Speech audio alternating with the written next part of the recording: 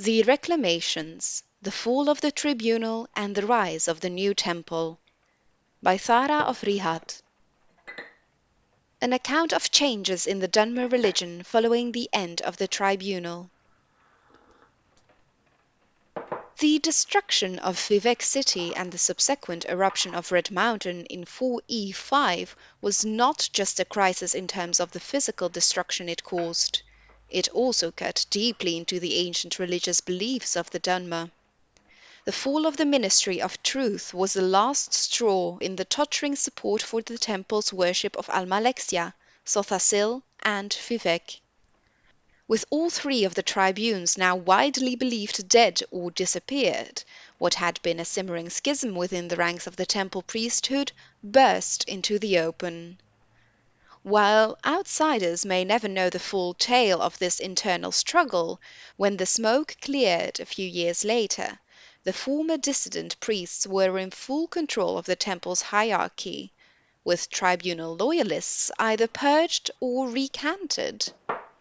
The so-called New Temple now declared the worship of the tribunes a result of misguided teaching, blaming the mistakes on the former tribunal. The temple now taught that the Dedra venerated by the Ashlander tribes, Azura, Mephala, and Buithia, were the true way and should be revered by the Dunmer people. Fittingly, the Dedra were named the Reclamations, as if they were reclaiming their status from the tribunal.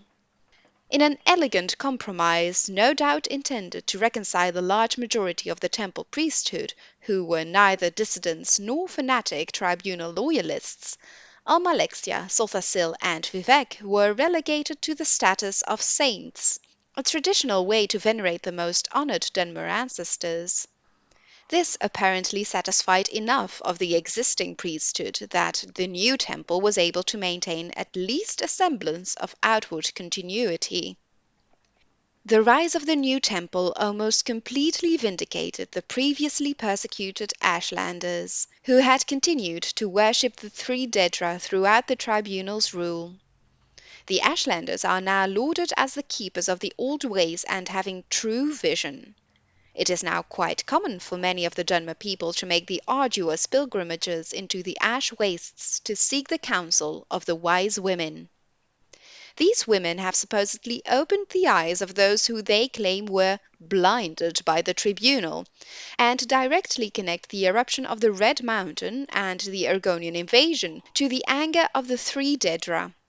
House Indril, whose fortunes were so entwined with the tribunal temple, suffered greatly from its fall. While House Indril still technically exists, the priesthood of the temple are now considered one and the same with House Indril. Those who become priests are now considered to have joined Indril.